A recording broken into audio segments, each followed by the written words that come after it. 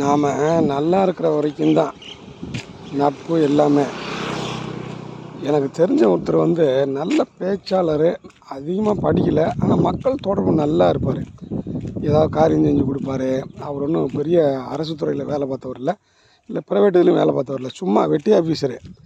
ஆனால் யாருக்கும் காரியம் முடித்து கொடுக்குறேன்னு போவார். சில இடத்துல காரியம் முடித்து கொடுப்பாரு. அதில் யாராவது காசு கிடச்சா அதை செலவு பண்ணிக்குவார். அன்றைக்கி செலவு அதுதான். நல்லா ரிச்சாக செலவு பண்ணுவார். எதுவும் சேமித்து வைக்கிறதும் இல்லை. இது மாதிரி யாராவது ஒருத்தரை பிடிச்சிருவார். பிடிச்சிட்டு அப்படியே அந்த செலவில் பண்ணிவிட்டு அப்படியே திரிவார்.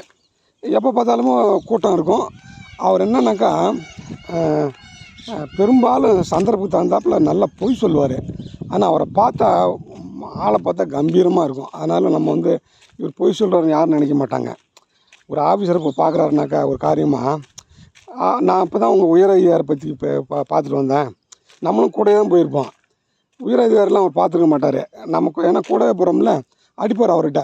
நான் உங்கள் உயர் அதிகாரி பார்த்து உங்கள் ப்ரொமோஷனை பற்றி நான் பேசியிருக்கேன், இல்லை உங்கள் விஷயம் பற்றி பேசியிருக்கேன், அவர் முடிச்சு கொடுக்குறேன்னு சொல்கிறாருன்னப்பா இவருக்கு அந்த காரியத்தை இவர் முடிச்சு கொடுத்துருவார். இப்படியெல்லாம் டெக்னிக்காக பண்ணுவார். ஆனால் யாரும் ஒரு கம்பீரம் இருக்கிறதுனால யாரும் பொய் சொல்கிறாரு இவர் அப்படின்னு நம்ப மாட்டாங்க. அப்படி பண்ணிகிட்டு இருந்தார். கொஞ்சம் உடல்நிலை சரியில்லாமல் போச்சு. லேட்டர் ஸ்டேஜில் அவர் கடைசியில் இறந்து போகிறாரு. அந்த இவ்வளவு எப்பவுமே பெரும் கூட்டமாக இருக்கும். நான் நம்பவே இல்லை.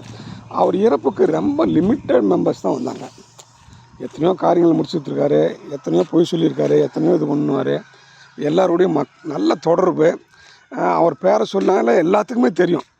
அப்படி ஒரு இது இருந்தவர் இறக்குறப்போ பார்த்தாக்கா ஹார்ட்லி ஒரு 50 பேர் கூட இல்லை. அப்போ என்ன நினைக்க வேண்டியிருக்கு?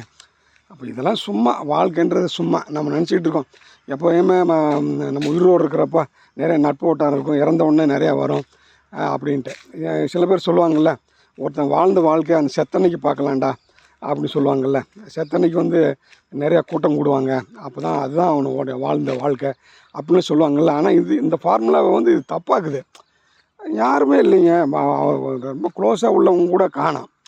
அப்போ என்ன இது கிராமத்தில் ஏற்பட்ட அந்த பிரிவினைவாதமாக என்னன்னு தெரியல, அப்படி ஆகிப்போச்சு. இதெல்லாம் பார்த்தாக்கா மனசு கஷ்டமாக தான் இருக்குது.